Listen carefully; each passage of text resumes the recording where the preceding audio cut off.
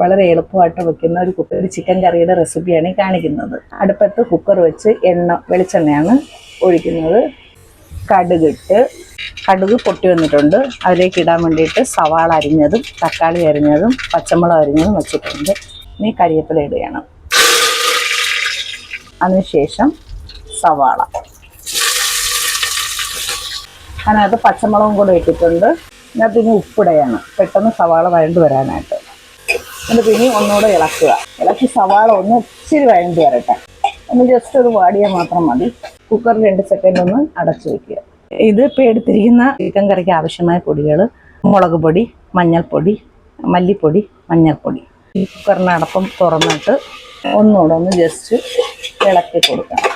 ഇതിനകത്ത് നമ്മൾ ഈ പൊടികളെല്ലാം ആഡ് ചെയ്യുകയാണ്.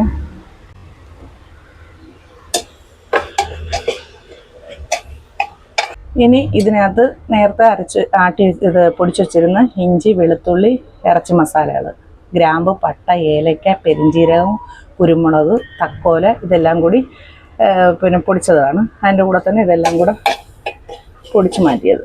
ഇത് നേരത്തെ ഇടാത്തതെന്ന് പറഞ്ഞാൽ ഈ ഇതിനകത്ത് കയറി ഒട്ടിപ്പിടിക്കും. അതുകൊണ്ടാണ് ഇപ്പം ഇത് ആഡ് ചെയ്യുന്നത്. കുക്കറിൽ എല്ലാം കൂടെ ഒട്ടിപ്പിടിച്ചിരിക്കും.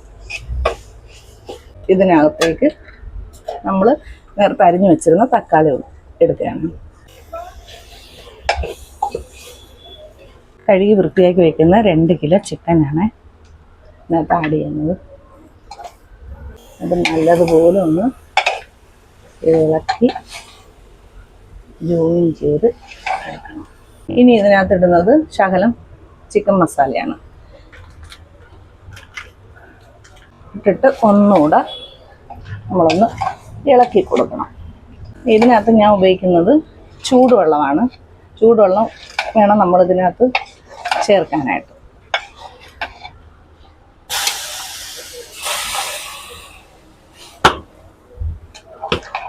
ആവശ്യത്തിന് വെള്ളം കൂടെ ഒഴിച്ചിട്ട്